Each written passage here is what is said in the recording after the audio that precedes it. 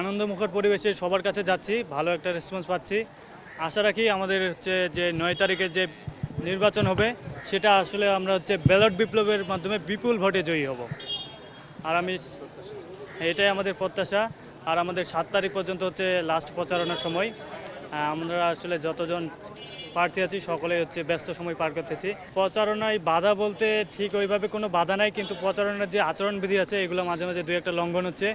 আমরা প্রশাসনকে বলতে চাই আপনারা একটা সুস্পষ্ট ব্যবস্থা নেন, যারা আচরণবিধি লঙ্ঘন করতেছে তাদের বিরুদ্ধে ব্যবস্থা নেন, না হলে আপনাদের যে নিরপেক্ষতা আছে সেটা নিয়ে অনেকে প্রশ্ন তুলতে পারে। আমি এই পদে দাঁড়িয়েছি এই কারণেই যে 56,000 বর্গ মাইলের মানুষের জন্য দীর্ঘদিনের ভাত ও ভোটের লড়াইয়ে গণতান্ত্রিক উত্তরণের যে সংগ্রাম ছিল সেখানে আমি ছিলাম আমার ক্যাম্পাস লাইফের একটি দীর্ঘ সময়। এবং বর্তমানে আমি হল সংসদে এই পদে নির্বাচনের অন্যতম কারণ দীর্ঘদিনের মুক্তিযুদ্ধ এবং বিভিন্ন চেতনার নামে ধোঁয়া উড়ানো হলেও আমাদের হলের মূল সমস্যাগুলো আবাসন, খাদ্য এবং একটা স্বাস্থ্যকর পরিবেশ তার কোনোটি নিশ্চিত করা হয়নি। এবং পরবর্তীতে 5 আগস্টের পরবর্তীতেও যদি আমরা দেখি হলগুলোতে এই ধারাবাহিকতার অংশ হিসেবে বিজয় 71 হলেও বিভিন্ন ধরনের ছায়া প্রশাসন গড়ে উঠেছিল এবং আছে।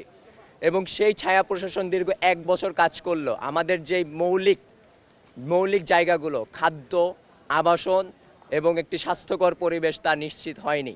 সেই চিন্তাগত জায়গা থেকে আমি মনে করেছি আমি এই হলে ভিপি পদপ্রার্থী হওয়া আমার প্রয়োজন এখন, এবং এর জন্যই আমি ভিপি পদপ্রার্থী। আমি সম্পূর্ণ নির্দলীয় একজন মানুষ এবং আমার কোনো দলীয় বা লেজের ভিত্তির কোনো দাগ নাই, কোনো চিহ্ন নাই, কোনো সম্পৃক্ততা নাই।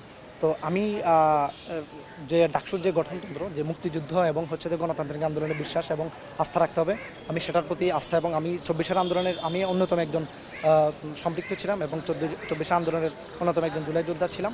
এবং 5 আগস্ট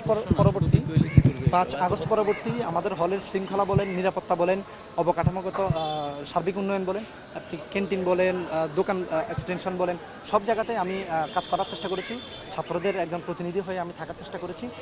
ছাত্রদের কোন জায়গাগুলোতে ইফোর্ট দেওয়া প্রয়োজন, কোন জায়গাগুলোতে তাদের গ্যাপ আছে, কোন জায়গাগুলোতে উন্নয়ন করা প্রয়োজন, প্রত্যেকটা সেক্টরে আমি আমার মতো করে কাজ করেছি। আমি যদি ভিপি নির্বাচিত হই তাহলে আপনারা জানেন বিজয় 71 হলের গণরুমটি ছিল এশিয়ার বিখ্যাত গণরুম। তো এই গণরুমটাকে আমাদের রিডিং রুমে বাস্তবায়ন করার একটা পরিকল্পনা ছিল, যেটা প্রশাসনের গাফিলতি বা অবহেলার কারণে অথবা বাজেট স্বল্পতার কারণে হয়নি।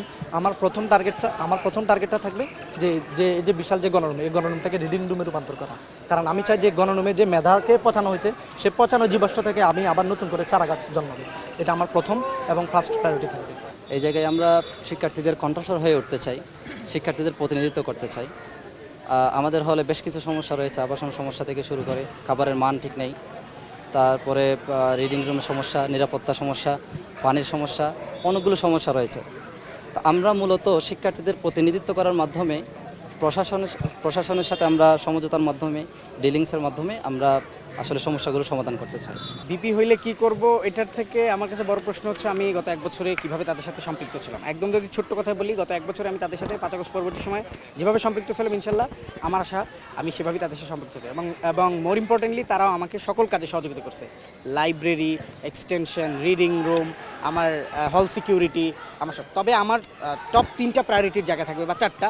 1 নম্বর হচ্ছে আমার অ্যাটেনিগস সিটের সুন্দর একটা ব্যবস্থাপনার আমি যাবো ইনশাল্লাহ, if I can be elected. And 2 নম্বর বিষয় হচ্ছে আমার অ্যাটেনিকস্ট হলের সিকিউরিটিকে আমি ইনশিওর করবো ইনশাআল্লাহ, অ্যাটেনিকস্ট। এবং 3 নম্বর বিষয় হচ্ছে যে আমি আমার হলে প্রকাশ্য এবং অপ্রকাশ্য রাজনীতির স্ট্রাকচারটা কী হবে সেটা সিনিয়র সিন্ডিকেট ঢাকা ইউনিভার্সিটি যেটা ডিসাইড করবে। প্রয়োজন আমি আমার হলে পোলের মাধ্যমে, ভোটের মাধ্যমে নিয়ে তারা রাজনীতি চায় কি চায় না বা কোন ফর্মেটে চায়, সকলের সাথে, সকল পক্ষের সাথে সৌহার্দ্যপূর্ণ আলোচনার মাধ্যমে একটা সমাধানে পৌঁছা, কারোর সাথে কোনো ঝামেলা করে না, সকল পক্ষকে টেবিল ডিসকাশনের মাধ্যমে একটা করা। এবং 4 নম্বর বিষয় হচ্ছে যে আমার ক্যান্টিনের খাবারটাকে খুব সুন্দর এবং নিউট্রিশিয়াস একটা ফুড কীভাবে এনশিওর করা যায় ওই দামের ভিতরে, সেটা সেগ্রিগেশন করা। সো এটা হবে আপনার অন্যতম প্রায়োরিটির জায়গা।